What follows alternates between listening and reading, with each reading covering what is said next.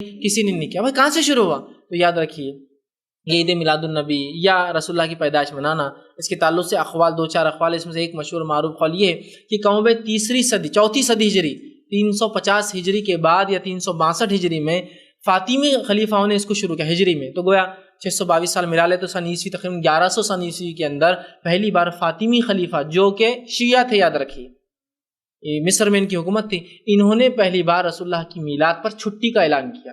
کہا کہ آج ہم پیدا ہوئے تھے آپ لہٰذا ہم چھٹی منائیں گے. اور یہ بھی کچھ لوگ لکھتے ہیں یورپ کے انفلوئنس میں ہوا.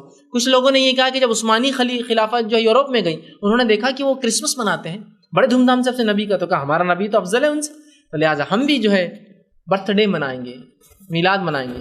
پچھلے سال میں نے جینتی کا لفظ استعمال کیا تھا. جینتی، عید میلاد النبی مطلب محمد صلی اللہ علیہ وسلم کی جینتی.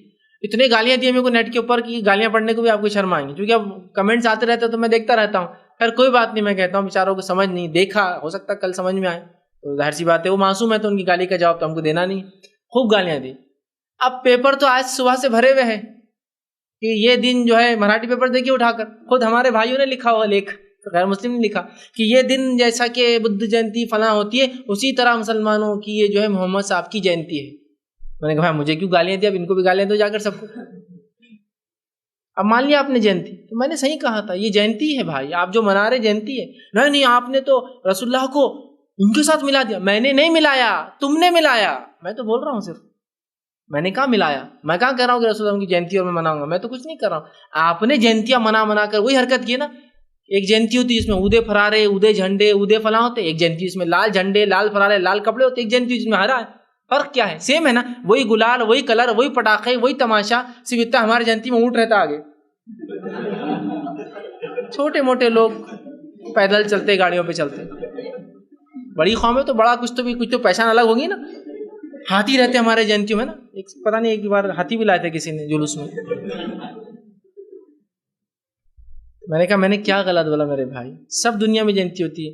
کرشن کی جینتی آپ ساؤتھ انڈیا میں دیکھو، ہاتھیاں، گھوڑے، اونٹ، پیادے ہے نا، پورے لے کے ایک رتھ لے جاتے ہیں، پورا سین وہ پانی میں سے کیسے پورا مناتے ہیں. تم نے بھی وہی کیا. ابھی شروعات ہے اورنگ آباد میں، بڑے شہروں میں ہو گیا، یہ آگے آپ دیکھیں گے یہ سب ہوگا.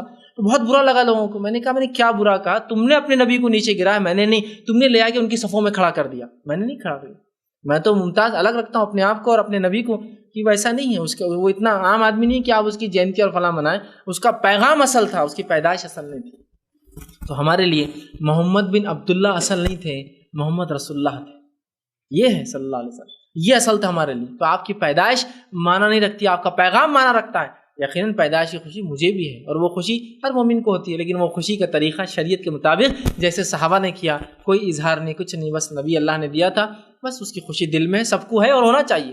لیکن نبی سے محبت در حقیقت نبی کی اطاعت ہے. معلوم آپ کو، نبی سے محبت کا معنی نبی کی اطاعت ہے. اور آئیے کہ واقعہ سنیں عبداللہ ابن مسعود